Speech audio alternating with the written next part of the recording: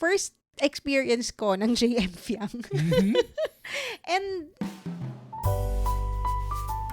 Welcome one and all to another episode of the Cine Geeks Podcast. I'm Roy. I'm Angela. And for this episode, pag-uusapan natin ang pinaka-inaabangan na tambalan ng taon, which is JM Fiang's Almost Us. Almost Us. Gamuti ko na masabi, Among Us. Almost Us, starring JM Ibarra and Fiang Smith. Fiang Smith, yes. But before we continue with the review, huwag niyo kakalimutan na mag-like, follow, subscribe, and i-share nyo itong review na to with your friends para lumaki yung ating Cinegeek crowd and tribe. Yeah. And we're also on socials, Facebook, Twitter, Instagram, and TikTok for our daily movie and series recommendations. Make sure to follow, guys. May trailer reactions din tayo doon. Yes. Yes, abangan nyo yung mga upcoming trailers. Okay, sige, pag-usapan na natin. Ang Almost Us, starring again JM and Fiang, directed by Dan Villegas. Dan Villegas. Yes. Lodi Cakes. One of our favorite directors here on the podcast. Siya lang naman ang nag-direct ng Uninvited. One of our favorite movies ever. Pero ito munang kay Fiang tsaka kay JM. What did you think of Almost Us? I enjoyed it. Ito ang una kong movie na napanood sila together. Yes. Kasi si JM, napanood ko na siya sa Child Number 82. Nak, ni boy ka na. Yeah, Boy favorite ka mo na, yun. Boy ka na. Yeah. Ay, alam mo pa yung song? Ayun. Boy ka na. Pagdul na, diba? Boy ka na. Boy ka na. I love that movie. Anyway. Tapos, Fiang, natin siya napanood natin siya, pero as voice actress lang yata siya doon. Sa Picnic. Picnic, oo. Yung Korean movie na dinala ng Nathan Studios here last year? Last year. Last year, Last year. 2025. Oo. Yeah. So, first experience ko ng JM Fiang.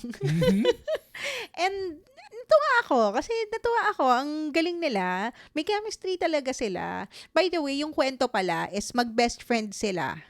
Tapos, parang they slowly discover yung true feelings nila for each other. That's true. Parang typical na mga rom-coms. Sobrang naman nun sobrang basic rom-com storyline, 'di ba? And they were able to, give justice to that cliche or a very common story, the rom-com trope. Yes. Ikaw. Ako, I had fun. I had a lot of fun watching this film. Siguro for two reasons. One, kasi nga yung nakakatuwa silang dalawa on screen. Lalo na si Fiang. Kasi si JM, alam ko na yung makukuha ko sa kanya eh. And JM is a great actor. However young he is at yung kanyang filmography. Boy ka na. Ang galing niya sa Boy Ka Na. Talaga. Sana may chance na mapalabas yun. Sa wide release. Or Yung, kahit streaming, siguro. Oo, sana may mag-pick up na streamer. Child Number 82, one of the better films of Cinemalaya last year. Pero yun, going back, nakakatawa si Fiang. Alam mo yung she reminds me of a young... Ayoko masabihin Tony Gonzaga. Parang siyang si Alex Gonzaga. Yung ganun ka-sassy. Talagang takes no prisoners with how she... parang pag ikaw, parang aasarin kita, bahala ka. Yung ganun. Nakakatuwa eh. Yung parang ganun, alaskador type talaga. Ako naman, nakakatuwa siya. ang nakikita ko sa kanya, para siyang si Marian Rivera. In a sense na, alam mo yung gaspang ng ng delivery ng lines niya and yung demeanor niya, parang mismatches her face na sobrang angelic, maamo mukha, mukhang mabait. Sobrang Marian energy. Oo, pero yung pala, parang grabing foul mouth, grabe yung pananalita, sobrang bakya. Pero, I love her. sobrang relatable niya. As a figure. Nakikita ko yung appeal niya, 'di ba? Laging sinasabi ng mga tao, nasan si Fiang? So, nakita na natin siya finally. That's true. Ang galing niya. I mean, yung nakakatuwa nga kasi JM and Fiang nasa unahan sila. They're at the forefront of this, yung bagong generation ng mga actors na bumibida sa mga rom-com natin. Nung MMFF, nakita natin yung Love You So Bad, yung Dust Via Wilka na triangle. Wow, alam mo na yun. Alam ko na yun! Yay! Congrats. Congrats! Pero nakakatuwa na ang dami na nila. Na the rom-com, the Filipino rom-com genre is in great hands. Ito na yung bagong generation ng mga Pinoy love teams. Yes. And hindi na siya parang sobrang katulad noon na kapag ka sinabi mong love team, they can't really do projects individually. Mm-mm. Kasi yun nga nakilala natin si Fiang and JM ng separate projects pa. That's true. So meron naman tayong parang working impression sa kanila individually. That's true. And then nung nagsama na sila, saka natin nakita na, okay, talagang they complement each other. Kasi yung parang sobrang firecracker energy ni Fiang. Tapos yung very grounded, boy next door na energy. Alam mo nga, he actually reminds me of a young Rico Yan. Si JM. Pwede. Tapos si Fiang, I mean siguro kung mas alaskador pa na Claudine Barreto. Parang ganun. So parang silang alam mo, if they were to remake yung mga Got to Believe, Forevermore, ganyan. Tapos si JM at saka si Fiang, I wouldn't be averse to that. I'd love to see that. kung yung mga Claudine, parang feeling ko mas bagay kay Bianca yun. Pero, pwede din, actually.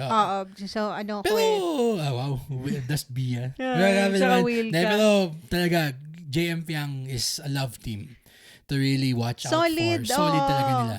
Tuwan-tuwa ako dun sa mga banat ni Fiang Talagang nagugulat ako sa mga lumalabas sa bibig niya. What? Pero she sounded so natural. Maganda yung delivery niya ng in line. her element siya. Oo. Sa pag-acting ng ganitong sa love team. Masabi ko lang, I just want to give shine din kay Yuki Takahashi. As yung supporting character, si Bea ba? Yung pangalan niya? Yung parang yung other girl. Kasi actually ito din yung isang parang strength nitong movie na to, na parang pwede lang siyang maging regular na parang love triangle. Pero gusto ko na they added a sprinkle of maturity to the story na parang merong may dream yung character ni JM, yung si RR. Na may gusto siyang maabot.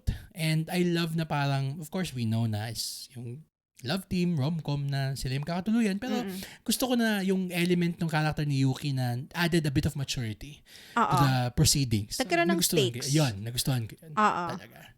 Kaya, I guess that's it for our review. Siyempre, bago na ang ating rating system. Hindi na tayo nag-numbers, hindi na tayo nag-letters. Ang tanong natin ngayon sinihan o streaming? Ange, itong Almost Us, sinihan o streaming? Ako, judging from yung reaction, yung cinema reaction nung nanood tayo nito, na talagang, alam mo yung everybody was squealing, talagang kinikilig sila. Kilig to the bones. Pero, yun nga actually nagulat nga ako kasi Dan Villegas, rom-com. Sabi ko, alam ko siya, kilala ko siya as, uninvited. Pero kasi si Dan, parang siyang, veteran siya nung mga, alam ko nag-ano siya, yung mga, Katniel, tsaka yung mga Lisken.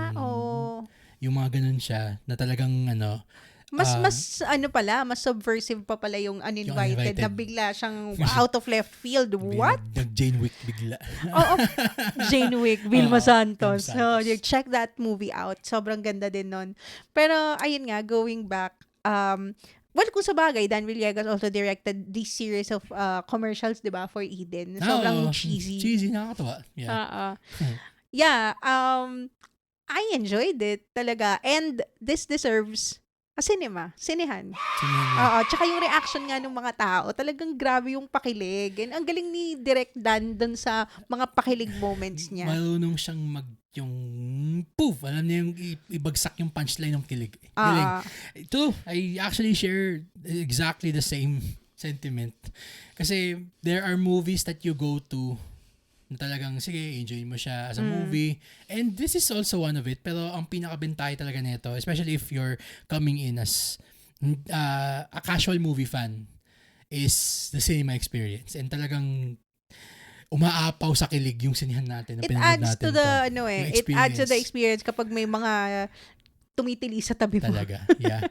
So, this is a very hearty sinihan from the two of us. Yan. So, ito ang aming rating for Almost Us. Kayo naman, what did you think of the film of Almost Us? Especially mga JM Fiang dyan. Comment naman kayo, #JM Fiang. #JM Fiang. #JM Fiang. At kung ano yung nagustuhan nyo sa movie. And ano pa yung mga type ng projects na gusto nyong mapanood si JM at si Fiang or them together in the future. Comment below and let us know. Saan nila tayo ulit makikita in socials? We are on Facebook, Instagram, and TikTok for our daily movie series recommendations and trailer reactions. Go check us out there and make sure to follow. Yes, and yun nga, don't forget to like, share, subscribe, follow.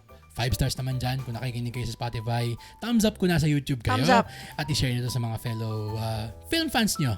And fellow JM Fiang. Fellow JM Fiang fans, yes. Okay, so for this episode of the Cine Geeks Podcast, I'm Roy. I'm Angela. And we will see you in the next one.